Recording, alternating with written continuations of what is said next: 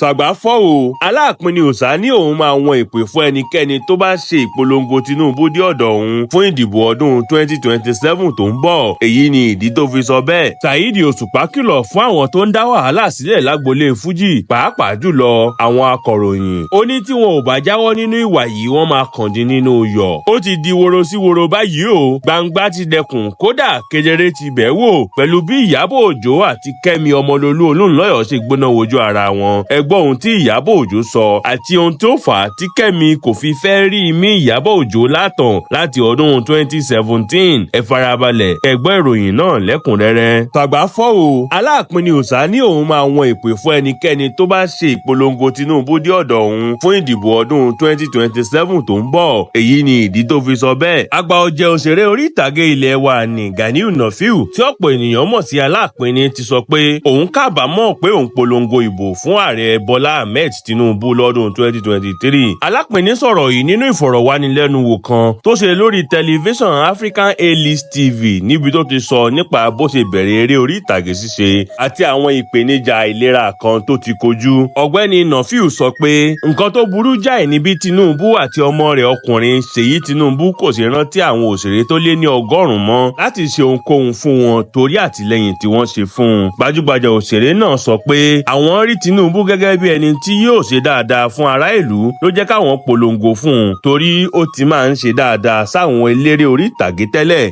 Àmọ́ ó ní ó ṣe ní láàánú wípé ìrètí táwọn ní nínú Tinubu ti di ìjákulẹ̀ báyìí. Alapini sọ pé òun àtàwọn akẹgbẹ́ òun táwọn lé 100 fi oṣù méjì polongo ìbò fún Tinubu ní ìrètí wípé yóò rántí àwọn tó bá wọlé ìbò náà tán. Gbajúgbajà òṣèré náà sọ pé ìyàlẹ́nu ló jẹ́ fóun pé Tinubu àti ọmọkùnrin rẹ̀ Ṣèyí kò tiẹ̀ ṣe nǹkan kan fáwọn láti mọ rírì ohun táwọn ṣe fún ààrẹ lásìkò ìpolongo ìbò ọdún 2023. Nígbà tó ń sọ̀rọ̀, Alapini ní ṣẹ̀ṣẹ̀ yìí náà máa sọ pé òun kò rí àwọn àgbà òṣèré tó jáde láti ṣe ìpolongo ìbò fún bàbá rẹ̀ ni. Níṣe ni gbogbo wa ń rìn káàkiri láàrin ọjà láì ṣe wèrè láti polongo ìbò fún Tinubu àti àgbà àti ọmọ kékeré inú wa. Kódà a tún lọ ṣe ìpolongo ìbò láwọn ibì kan táwọn míì kò lè wọ̀ ṣùgbọ́n wọn ò fún wa ní nǹkan kan. Èpè rabandẹ làwọn èèyàn ń ṣẹ́ lé wa lórí lásìkò tí à ń ṣe ìpolongo ìbò náà pàápàá jùlọ lórí ayélujára. Èpè tí wọ́n ṣẹ́ fún ọ̀rẹ́ mi Ọláìyá Igwe tó bọ́ra rẹ̀ sí òwò fún Iyemọja létí òkun láti polongo fún Tinubu tiẹ̀ ti pọ̀ jù. Ọláìyá kò tiẹ̀ tí ì bọ́ lọ́wọ́ gbígba ìpè títí di òní. Wọ́n sì tún ń fi èpè ránṣẹ́ sí i. Báyìí ni àgbà òṣèré Alapini Oṣa ṣe àlàyé tó sì tún sọ nínú ìfọ̀rọ̀wánilẹ́nuwò náà pé kò sí ẹni tó fún Ọláìyá Igwe ní ọkọ̀ gẹ́gẹ́ bí àwọn èèyàn kan ṣe ń sọ káàkiri orí ayélujára. Nígbà tí wọ́n béèrè lọ́wọ́ àgbà òṣèré náà bóyá yóò tún ṣe ìpolongo fún Tinubu fún sáà kejì ṣáájú ìbò ààrẹ ọdún 2027, Alapini dáhùn pé òun kò tí ì ronú nípa rẹ̀. Àgbà òṣèré náà tún bu ẹnu àtẹ́ lu àwọn ètò tí Ṣèyí Tinubu ń ṣe lápá àríwá Nàìjíríà láti ṣe ìrànwọ́ fáwọn tí kò rọ́wọ́ họrí láwùjọ. Ó ní kò dára bí Ṣèyí ṣe pa àwùjọ Yorùbá tì pẹ̀lú ètò tó ń ṣe yìí. Nínú ọ̀rọ̀ rẹ̀, Alapini ní Ṣèyí Tinubu wá ń káàkiri apá àríwá tó ń san owó ìtọ́jú àwọn aláìsàn nílé ìwòsàn. Ilé ìwòsàn mélòó nílẹ̀ Yorùbá ni Ṣèyí ti ṣàbẹ̀wò sí láti sanwó ìtọ́jú àwọn aláìsàn? Ṣé ilẹ̀ Yorùbá náà ní àwọn aláìsàn tó lè wá sanwó ilé ìwòsàn fún ni? Àgbà òṣèré yìí tẹ̀síwájú pé tí ẹnikẹ́ni bá kéde Tinubu dé ọ̀dọ̀ òun tàbí ṣe ìpolongo sáà kejì Tinubu dé ọ̀dọ̀ òun, ó ní òun lè fún irú ẹni bẹ́ẹ̀ lépè. Báyìí ni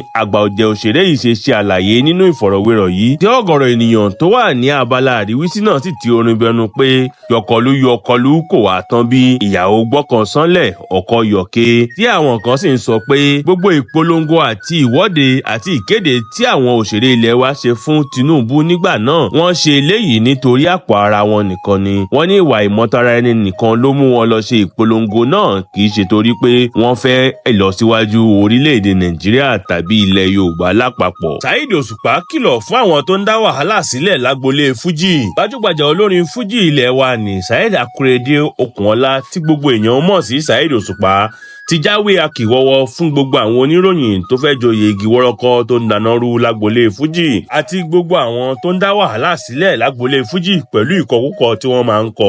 Ó ní kí àwọn tó ń ṣe eléyìí jáwọ́ tí wọn ò bá fẹ́ kàn dín nínú yọ̀. Ọkùnrin olórin Fuji tí àwọn olólùfẹ́ rẹ̀ tún máa ń pè ní ọba orin yìí sọ eléyìí nígbà tó ń kọrin níbi òde eré kan tó lọ níbi tí ó ti ń fèsì sí ọ̀rọ̀ kan tí wọ́n ní ọ̀kan nínú àwọn olórin Fuji ní Sulaiman Adio tí gbogbo èèyàn mọ̀ sí Atawẹ́wẹ́ sọ. Saheed Osupa ní ọjọ́ ti lọ lórí òun ju kí òun máa fèsì sírú àwọn ọ̀rọ̀ bẹ́ẹ̀. Ó ní bí ìlọsíwájú ṣe máa bá iṣẹ́ Fuji ló jẹ òun lógún kì í ṣe àwọn ọ̀rọ̀ tí kò nítumọ̀ yẹn. Nígbà tí àgbà olórin Fuji tó jẹ́ ọmọ bíbí ìlú Ìbàdàn yìí ń sọ̀rọ̀ ó ní òun ò ráyè wàhálà o. Àwọn oníròyìn tó bá fẹ́ dá wàhálà sílẹ̀ nítorí pé wọ́n fẹ́ pawó sápò ara wọn lè tẹ̀síwájú láti máa ṣe eléyìí. Ṣùgbọ́n kinní kan tó dá òun lójú ni pé ọjọ́ ẹ̀san ń bọ̀ fún wọn kò sì ní pẹ́ rárá. Saheed Osupa tẹ̀síwájú nínú ọ̀rọ̀ rẹ̀ pé ní tòun o ìlọsíwájú Fuji ni òun wá. Tí gbogbo àwọn tó gbọ́ ọ̀rọ̀ tí Saheed Osupa sọ yìí sì bẹ̀rẹ̀ sí ní gbóríyìn fún pé bí kò ṣe kọbi ara sí gbogbo àhesọ àti àwọn ọ̀rọ̀ tó ń jà ràìnràìn lágbolé Fuji yìí ló dáa. Wọ́n ní àpẹẹrẹ rere ló ń fi lélẹ̀. Bí ẹ ò bá gbàgbé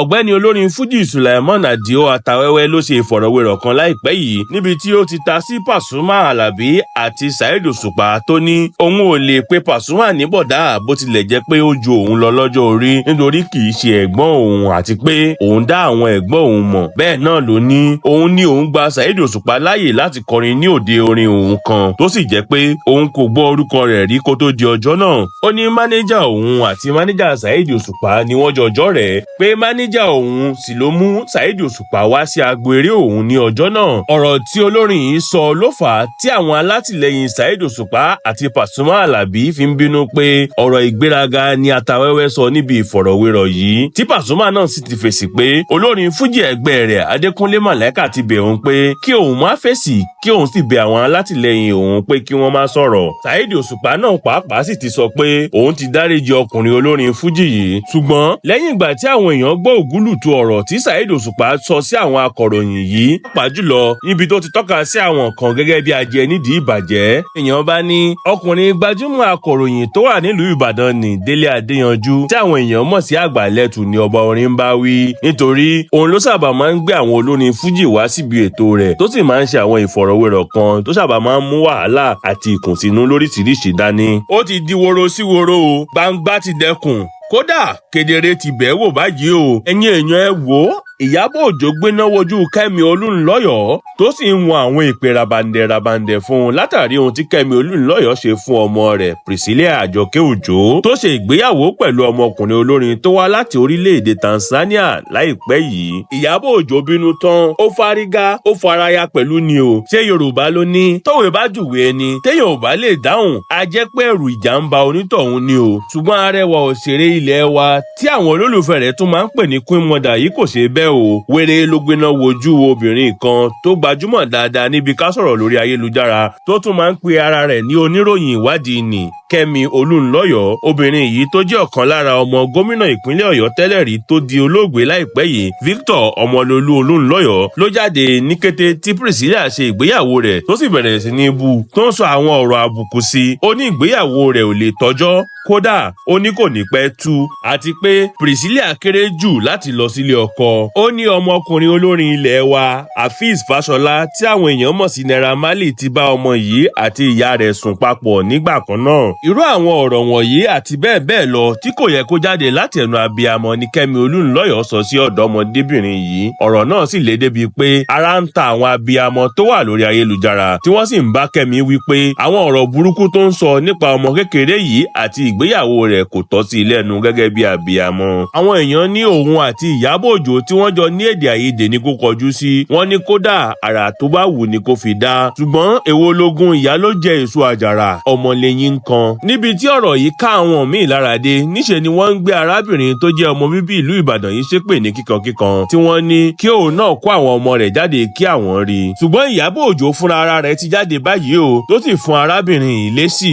Ó ní òun ò lè ṣe àpọ́nlé rẹ̀ mọ́ láéláé nítorí ó ti faṣọ iyì rẹ̀ ya lọ́dọ̀ òun. Kódà ó dágbádá ẹ̀tẹ́ pẹ̀lú bó ṣe jáde tó ń bú àwọn ọmọ òun. Ìyábọ̀ ní Kẹ́mi jẹ́ ìyá ìranù tí kò ní ibùgbé ayọ̀ débi pé yóò ráyè láti tọ́jú àwọn ọmọ rẹ̀. Ó ní ká ní pé ó ráyè láti tọ́jú àwọn ọmọ rẹ̀ ni kò ní máa robi sí ọmọ ọlọ́mọ, kò sì ní ráyè láti máa bà ti ọmọ ẹlòmíì jẹ́. Nínú ọ̀rọ̀ rẹ̀, Iyabo Ojo ní bí èèyàn bá tètè ń bímọ ó yẹ kó o bí mi kí Priscilla wá jẹ́ ọmọ rẹ̀, ṣùgbọ́n ẹni tó lè fi ṣe ọmọ wàá máa kọ aburú nípa rẹ̀, wàá máa bú u. Ojoko òun sọ̀rọ̀ tèmi, gbogbo nǹkan ni mo fi jù ẹ́ lọ kẹ́mkẹ́m, mo bímọ 2 fún ọkùnrin kan ṣùgbọ́n ìwọ bímọ 3 fún bàbá 3, o sì tún láyàláyà láti máa sọ pé ẹnìkan ń báyàn kan sùn. Ẹ jẹ́ ká da ọ̀rọ̀ yìí sílẹ̀ ká tún tò. O kì í ṣe aṣẹ́wó, aṣẹ́yàgàyàgà ni ẹ́, olórí burúkú ìyá ìranù tí kò lè dúró tọ́jú ọmọ. Kò sí ẹni tí Ọlọ́run ò jogún wèrè fún o. A kàn ń wò pé àgbà ti ń dé ni ó sì ní àwọn nǹkan tí ò yẹ ká máa ṣe mọ́. Ṣùgbọ́n mo mọ̀ pé tí o ò bá sọ̀rọ̀ nípa mi ò ní rówó fi jẹun. Gbogbo èrò rẹ lórí mi àti àwọn ọmọ mi máa padà jẹ́ tiẹ̀ àti àwọn ọmọ rẹ àti ìrandíran rẹ pẹ̀lú. Gbogbo ibikíbi tó o bá ti bà mí lórúkọ jẹ́ ó máa jẹ́ tiẹ̀ ni. Wọn ò sì bí ẹ dáa kó o jáde síta kó o ní bíbà yìí ló ń gbé. Nítorí pé ọ̀pọ̀ nǹkan ló máa ń gbé jáde nípa àwọn èèyàn tí kì í ṣe òótọ́ tó sì jẹ́ pé tó o bá yọjú síta pẹ́rẹ́ ọgbà ẹ̀wọ̀n ló wà ti bára rẹ̀. Èyí àti ọ̀pọ̀ àwọn nǹkan míì tí kò sí fẹnu sọ ni Iyabo Ojo sọ nípa Kemi Olunloyo tí kò sì tún ṣaláì mẹ́nu bà ẹ̀sùn tí Kemi àti Lizzy Anjorin fi ń kàn pé òun ni gist lover. Ìyẹn olófòófó gbẹgbà orí ayélujára tó máa ń tú àṣírí àwọn gbajúmọ̀ àti ìlúmọ̀ọ́ká. Iyabo ní tó bá jẹ́ pé òun ni gist lover lóòótọ́ kí gbogbo èpè tí wọ́n ń ṣẹ́ fún òun kó jẹ́ tòun tọmọtọmọ. Ṣùgbọ́n tí kò bá rí bẹ́ẹ̀ kó padà sórí wọn títí dé orí àrọmọdọ́mọ wọn. A mọ̀ pé ó ṣeé ṣe kẹ́ ẹ máa béèrè pé kí ló lè tó eléyìí tó fi di ogun à ń fúnra ẹni lépè tìrantìran. Ẹ jẹ́ ká sáré rán yín létí ohun tó ṣẹlẹ̀. Kemi Olunloyo ló jáde ní ọdún 2017 tó ní Iyabo Ojo yan ọkùnrin pásítọ̀ kan tí orúkọ rẹ̀ ń jẹ́ David Ibiyome tó ní ṣọ́ọ̀ṣì Salvation Army Ministry lálẹ́. Ṣùgbọ́n Iyabo Ojo jáde nígbà náà tó sì jẹ́ kó di mímọ̀ pé òun ò tiẹ̀ rí ọkùnrin náà rí tí pásítọ̀ náà sì fìbínú gbé Kemi Olunloyo lọ sí kóòtù pé kó mú àwọn ẹ̀rí tó ní láti fi kín ọ̀rọ̀ rẹ̀ lẹ́yìn jáde. Bí eré bí àwàdà Kemi Olunloyo lọ fi ṣòkòtò péńpé roko ọba nítorí ọ̀rọ̀ yìí rán lọ sí ọgbà ẹ̀wọ̀n fún oṣù díẹ̀ ní Port Harcourt. Lẹ́yìn tí wọ́n tú sílẹ̀ lọ́gbà ẹ̀wọ̀n ló padà sí ṣọ́ọ̀ṣì ọkùnrin yìí láti tọrọ àforíjì tó sì jẹ́wọ́ pé àwọn kan ló bẹ òun lọ́wọ́ ẹ̀ láti ba Iyabo Ojo lórúkọ jẹ́. Lẹ́yìn tí gbogbo eléyìí ṣẹlẹ̀ àìmọye ìgbà ni Iyabo Ojo ní òun ti fún arábìnrin yìí lówó lẹ́yìn tí àwọn èèyàn bẹ òun pé kí òun dáríjì. Ṣùgbọ́n síbẹ̀ náà Kemi Olunloyo kọ̀ láti jáwọ́ nínú ìwà ìbanilórúkọ jẹ́ yìí. Ní báyìí o kò tí ì sẹ́ni tó mọ bí tí ọ̀rọ̀ náà máa já sí ṣùgbọ́n inú àwọn èèyàn kò dùn sí irú èrò búburú tí Kemi Olunloyo ní sí Priscilla ọmọ Iyabo Ojo.